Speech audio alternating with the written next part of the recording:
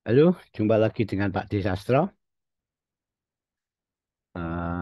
Di sini akan kita review analisa kita kemarin yang kita buang, kita share ke channel channel Jerap Casual Edukasi, di mana kemarin saya share yang berhubungan dengan NLP pada akhir pekan ini, di mana hasilnya yang sangat mengejutkan. Jadi di sini bisa buat pengalaman yang sangat berharga kalau EDP itu tidak selalu sama dengan rilis data NFP karena keduanya itu memang hal yang sangat berbeda.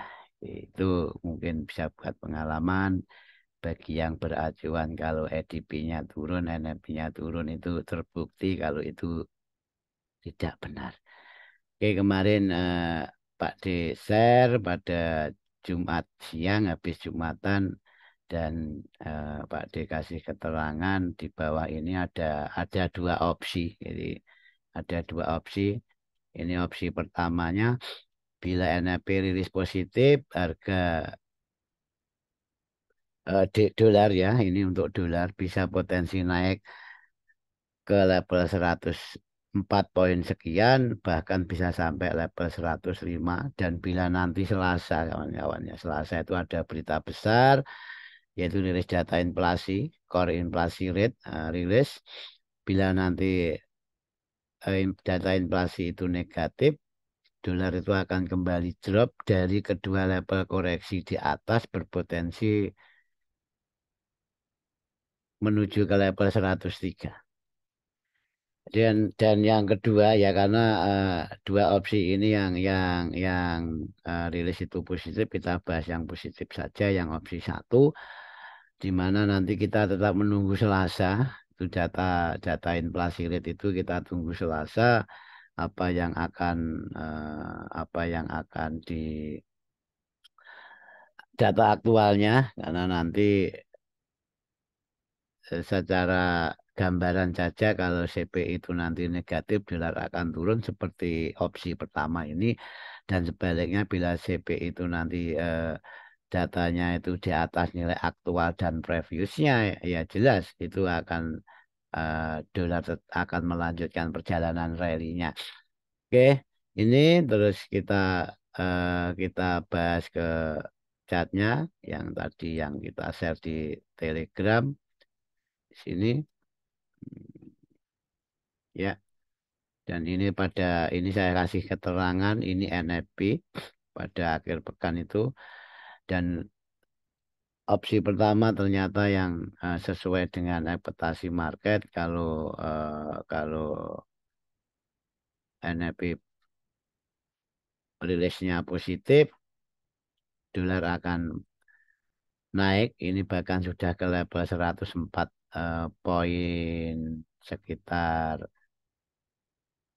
poin 26-an ini, hampir hampir ke level kita, ke rectangle ini. Bahkan ini level kita 104,104,447 ini kemungkinan akan dikejar di sini.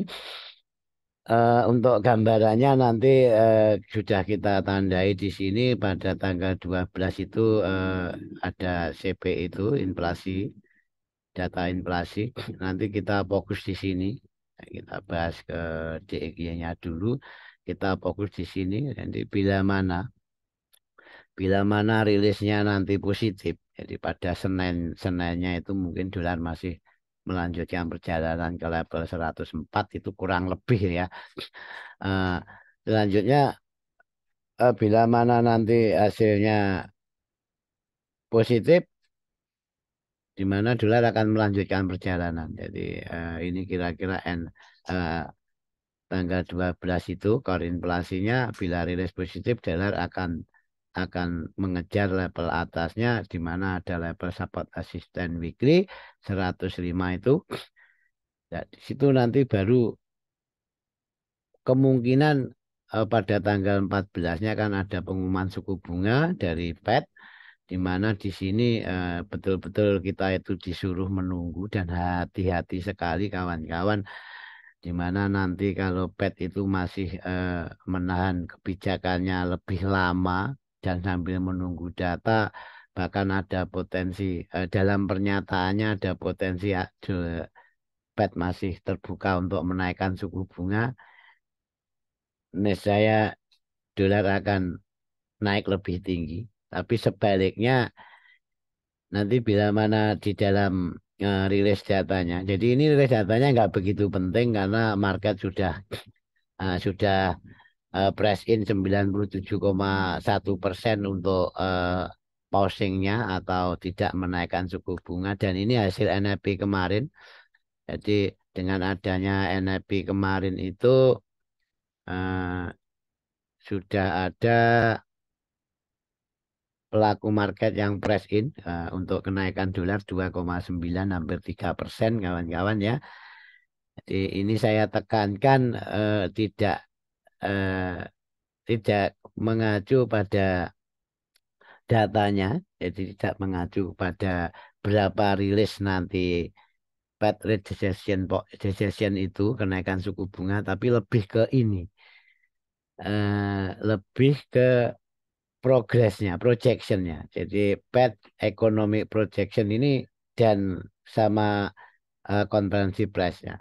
Jadi di sini bila mana nanti Fed FOMC itu mengatakan kalau pada tahun depan masih ada kemungkinan kenaikan suku bunga, ya dolar itu akan naik dan bila mana di dalam press conference-nya atau proyeksinya untuk tahun depan itu ada opsi untuk cutting menurunkan suku bunga yang diproyeksikan pada bulan Maret ini saya akan membuat dolar itu kembali drop.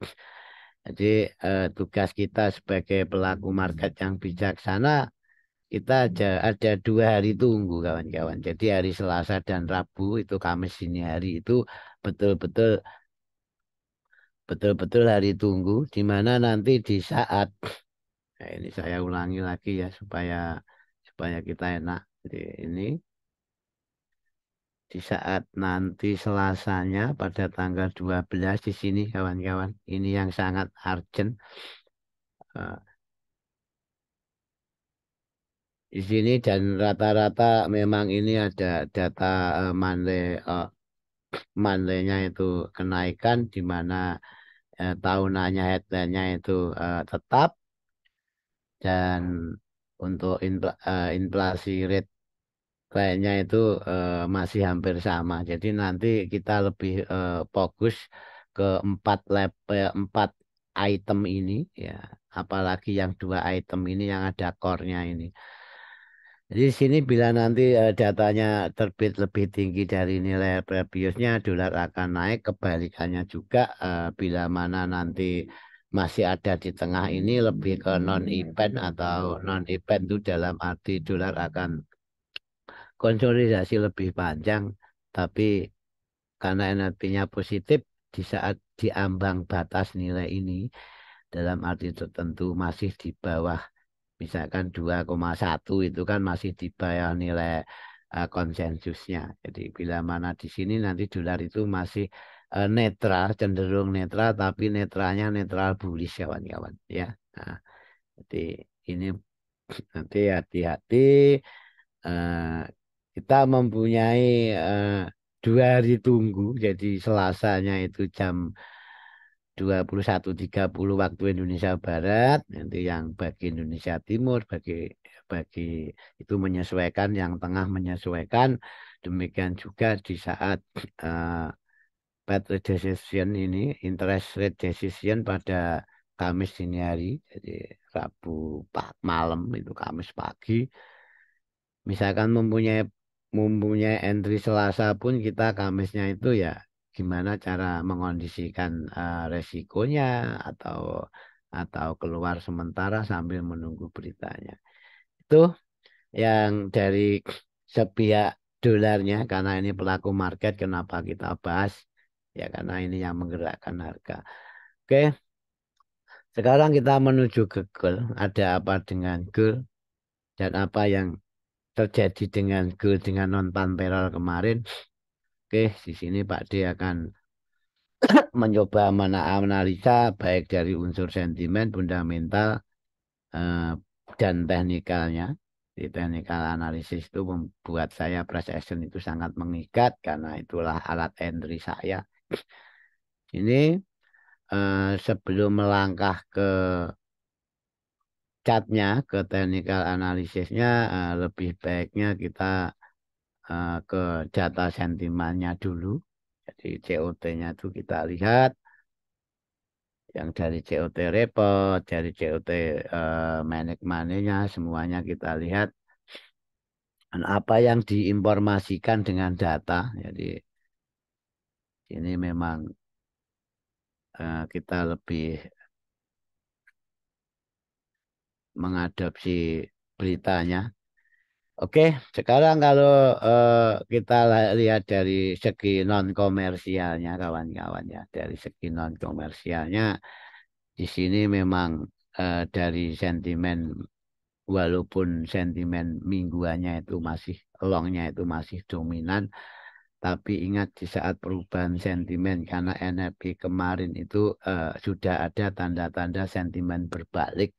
Jadi di sini si buyer itu keluar sedangkan seller itu banyak masuk, banyak yang masuk, itu yang membuat apa itu pelaku market menyikapi berita dari NFP kemarin. Itu ini pada apa yang digambarkan oleh data memang pada tren besarnya masih bullish tapi sudah mulai ada perubahan sentimen. Itulah kira-kira. Terus yang dari manage money-nya ini penempatan pengelolaannya ini reportable positionnya ini untuk goal sendiri di mana di sini ini betul buyer itu banyak yang keluar. Jadi jumlah buyer keluar sama jumlah seller keluar itu masih banyak buyer keluar maka tidak heran kalau membuat goal itu tertekan turun pasca NFP kemarin. Itu kira-kira mungkin sekilas nanti kalau membahas ini lebih dalam bisa di kelas sharing edukasi saat Zoom kita rutin. Oke, sekarang kita akan menganalisa goal dari sudut pandang teknikalnya, dari sentimennya tadi sudah, dari fundamentalnya sudah, sekarang dari sentimennya kita lihat kawan-kawan ya. Ini kita lihat di mana. Nah, ini memang banyak garis karena ini cat ini memang marking saya itu 3 tahunan, jadi memang banyak garis tinggal kita menyikapi mana garis yang masih relevan dan tidak. Oke. Hmm. Ini saya agak peluhan ya kan. Maaf. Oke, kita lanjut. Mana di saat NFP kemarin ini saya kasih tanda vertikal ini NFP pada hari Jumatnya dan setelah rilis berita dengan positifnya NFP yang luar biasa membuat gold itu tertekan turun ya. Ini tertekan turun dan di sini ada sebuah resisten di mana ini bisa saya predikatkan sebagai level key level penting. Ini sebagai level invalidasi. Invalidasi apa? Invalidasi untuk penurunan selanjutnya. Di mana dengan catatan harga nanti open dan close pada senanya masih di level invalidasi. Itu harga itu akan tertekan turun. Oke, selain itu di sini ada level psikologi. Jadi ada level psikologi. Jadi ini bisa kita gambarkan harga itu sudah broken resisten kirinya di mana level penting dan close di bawah level ini level parameter atau level resisten itu. Tapi harga itu ditolak, rejeksi di level 2000 di level psikologi. Di gambarannya kalau untuk longnya, kalau untuk jangka panjangnya, kalau memang goal ini mau turun, dia itu harus harga itu close di bawah level psikologi itu level 2000. Di mana untuk eh, tanda awal, sinyal awal turun itu sudah karena goal itu close di bawah level invalidasi itu atau 2009,5,65. Oke, itu kita bedah di TF kecil saja nanti biar kita paham. Nah, oke, di sini, oke, pihak saja di sini. Oke, langsung kita main satu TF saja karena darinya itu sudah kita pegang, level-levelnya sudah kita tandai jauh-jauh hari, bahkan jauh-jauh bulan. Oke, sekarang gambaran apa yang sekilas kita lihat dengan NLP kemarin, yang kebetulan NLP terbit di akhir pekan. Oke, ada sebuah trendline di mana ini sudah saya share kalau ini adalah sebuah pola di mana kalau harga itu berhasil break atas atau bawah, disitulah harga membuat keputusan akan eh, kelanjutan gerakan harga itu yang akan diambil sesuai dengan level breaknya. Dan ini betul, satu trendnya itu memang di broken, di mana setelah harga di broken, konsolidasi dan melanjutkan perjalanan, bahkan konsolidasi di level penting dan drop lagi di skala level skala TFH2. Terus pertama-tama kita tandai dulu level-level breaknya. Jadi level-level breaknya kita tandai dulu karena ini sangat penting. Saya melihat ini mungkin bisa saya turunkan TF. Oke, sip. Sini kita tahu persis kalau ini support yang direspon sebuah trendline dan ini sebuah keputusan dengan solid break bearish-nya, di mana itu kita tangkap menjadi level technical break-nya. Jadi ini technical break-nya. Ini technical break-nya, bahkan bisa dikatakan itu minor transisi. Jadi harga itu dimulai turun dari level tersebut. Yes. Ini kita kasih notice minor transisi. Oke.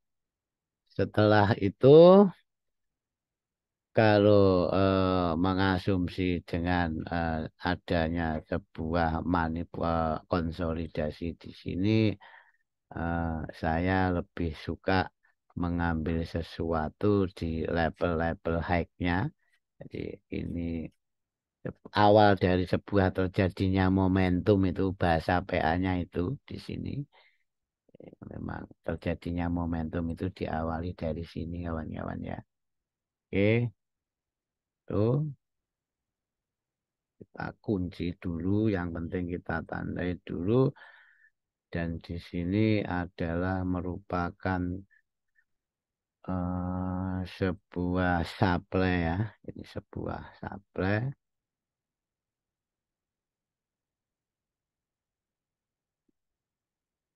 Sebuah supply. Sono sudah ketemu. Sekarang kita turunkan TF lagi. Eh, Apakah kita perlu ini harus betul-betul eh, persisi kawan-kawan ya. Kita harus persisi dan ya minimal dirapikan level kanan kirinya, jadi supaya kita itu memandang sebuah marking kita sendiri itu juga enak. Sudah marking sendiri, bacanya saja malah bingung, itu kan lucu. Oke, itu sip. Ini yang tanda terakhir saya kira. Yuk, yuk. Oke, di situ level technical breaknya terakhir, di mana selaras dengan level IDC juga. Di bawahnya ada level invalisasi juga. Oke, sekarang kita runtut, kita bahas teknikalnya dan kita gabung dengan jam rilisnya. Ini yang NFP kemarin, ini ya NFP kemarin pada akhir akhir pekan dapat membuat harga itu drop dan dropnya itu memang ngebreak sebuah eh, level penting kirinya di mana level support resistance mayor dan selanjutnya terjadi sebuah false break atau rejeksi di level 2000 skala daily-nya ya. Karena Pak D itu selalu melihat market itu dari skala daily-nya. Dari apa yang dilakukan saat open close market gitu. Oke, saya tinggal rokok dulu. Terus data yang kita tunggu dan harinya kapan ini sudah tandai Selasa itu ada apa itu data inflasi dan Rebu malam Kamis dini harinya ada data Fed rate interest decision di mana Fed mengumumkan suku bunga yang sudah kita bahas sekilas di depan di mana ini lebih ke teknikalnya yang penting bagi seorang technical analysis atau price action kalau belum paham membaca berita dan sentimennya tandai saja jamnya karena di situ akan ada volatilitas. Oke, kalau dari segi itu sekarang sepihak dari segi impulnya ini impul, ini koreksi dan posisi sudah ada perubahan sentimen di atas dan ini tren koreksi kan gitu kan. Jadi ini memang trennya dan ini berpola, ini berpola apa itu? Eh, pokoknya ini pola bearish lah. Tah bearish penan atau apa dilihat saja di katalog masing-masing. Dan nanti kita monitor pertama Selasa. Tadi eh, apa yang kita bahas di depan di saat nanti CPI-nya itu nilainya kalau positif akan membuat dolar naik lebih tinggi lagi. Bahkan gold itu potensinya turun walaupun itu belum tentu berkorelasi. Tapi karena kita membahas secara teknikal, kita ngomong teknikalnya saja dulu. Oke, di sini pertama-tama dengan adanya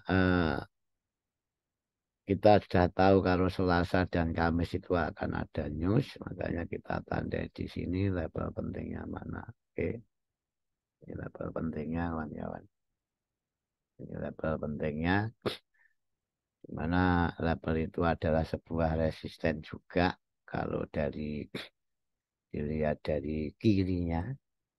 Oke, sono, sip. Terus skala trennya ini karena tren korektif tren, nah ini memang sebuah impul eh, dari sepihak impul saja kita akan menarik gelombangnya di sini.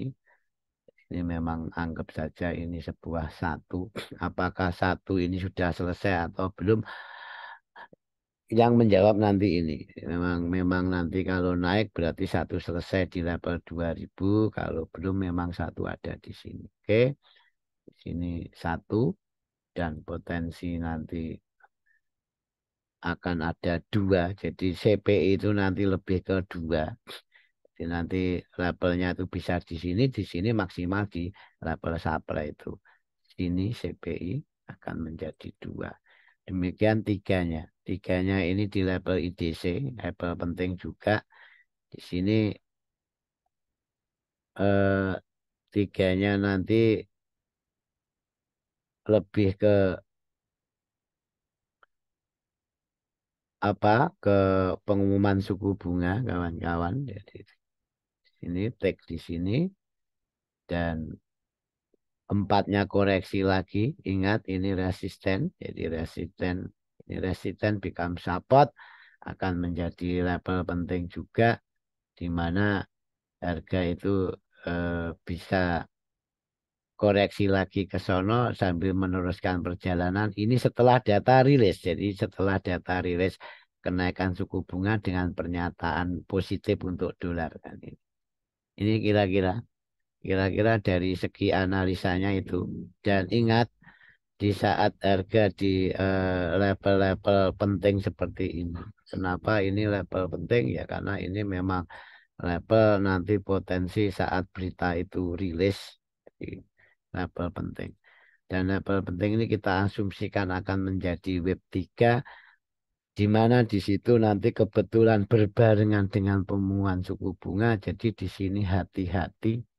Harga itu pada skala besarnya di level ini bisa menjadi koreksi ke level 2000. Sebaliknya kalau nanti didukung beritanya, kalau dolar itu masih akan menaikkan suku bunga dan atau masih terbuka dan belum memikirkan sebuah cut rate atau pemotongan suku bunga, maka niscaya gold itu tetap akan meneruskan perjalanan wave-nya. Itu kira-kira dari segi perjalanan wave-nya dari gelombang pertama sampai wave 5 yang kontaknya complete cycle. Di sini kita hapus saja. Oke, sekarang dari intraday-nya, jadi intraday-nya itu lebih ke swing. Dari intraday-nya nanti saya akan memposisikan dua level ini. Dua level ini otomatis eh, di hari-hari adanya news Selasa dan Kamis itu, di mana saya akan melihat apakah dolar itu akan, maaf, gold akan terkoreksi sebelum turun dalam. Saya akan monitor di level minor transisi ini, di level minor transisi ini, dan nanti saya akan melihat support resisten ini. Jadi kalau dia di broken, dia konsolidasi dan harga akan ke sini eh, bersamaan dengan jamnya pengumuman dari Fed suku bunga itu. Ini caranya kawan-kawan. Jadi eh, kenapa kok level ini menjadi penting ya? Karena memang kalau harga sampai di level ini bahkan break itu otomatis harga membuat lower low baru. Jadi ini sebuah validasi dari level psikologi. Jadi yang kemarin itu baru validasi dari level level atasnya, di mana belum belum membuat saya juga confident untuk mengatakan gold akan turun dalam. Jadi minimal gold juga akan koreksi untuk mengambil order yang di atasnya. Itu terus yang jelas yang level terakhir level supply ini. Jadi nanti saya perkirakan misalkan CPI-nya itu masih negatif, gold akan ke sana, baru di level itu eh, kita berpikir lagi potensinya harga bisa skenario ini di saat data inflasi nanti positif. Demikian juga sebaliknya kawan-kawan. Kalau datanya nanti eh, inflasinya itu sesuai ekspektasi market jauh-jauh hari itu, kalau data akan terbit negatif, di mana tadi saya katakan kalau dolar itu netral, jadi gold nanti pastikan level 35 ini diberikan dulu, harga membuat higher high dari ini ya, higher high dari ini, dan level supply itu menjadi level pijakan untuk buy dengan TP di level momentum 1 ini. Kiranya itu. Jadi level-level ini saya saya akan menjadi seller sesuai dengan apa yang ditunjukkan secara PA-nya. Terus untuk level yang ini yang 2015 dan ada sebuah technical break dari H4-nya tadi, ini bahkan bisa dikatakan ini adalah mayor. Jadi yang atas itu minor, yang ini mayor transisi. Bedanya itu. Terus kita akan mengondisikan mayor transisi di saat apa. Jadi saya akan sell di level mayor transisi ya, satu ya, mungkin di mayor transisi, mungkin di levelnya itu di saat harga itu pada data rilis CP itu membuat lower low. Jadi lower low di sini harga itu saya berharap ini sembari ambil order di sini otomatis harga itu kalau sudah take level ini sudah membuat lower low baru saya akan memanfaatkan maksimal level transisi ini untuk sell ya di sini yes. Jadi itu kira-kira bisa sell di level transisi, bisa sell di level key level ya di mana 2009,565 itu adalah sebuah key level. Jadi kita akan tunggu harga di situ. Itu kira-kira jadi masih banyak kemungkinan bisa terjadi karena di dalam trading itu selalu ada game probabilitas antara buyer dan seller. Yang tadi saya jelaskan ini yang konteksnya sudah mengakomodir bila market itu mengalami kenaikan karena berita kita ambil ambil entinya gimana, sebaliknya bila beritanya negatif kita ambil entinya itu gimana. Oke, itu kira-kira nanti kita lebih ke ini karena ini potensi web 3. Kita akan update lagi setelah harga nanti sampai web 3 di mana kita asumsikan web 3 itu adalah eh, jangkaan pendek di saat paskanya Fed mengumumkan suku bunga. Setelah ada pengumuman suku bunga pada 13 Desember yang akan datang baru kita analisa ulang DXY mau kemana, gold mau kemana. Oke, kira-kira itu dari Pak D. Eh, maaf kata kalau kurang jelasnya penjelasan ya karena memang saya masih agak demam ya mungkin bisa diputar ulang-ulang itu salam keluarga bagi dari Pak Di untuk keluarga jaga kesehatan COVID belum sempurna hilang dari lingkungan kita kawan-kawan ya hati-hati. Oke, wassalamualaikum warahmatullahi wabarakatuh.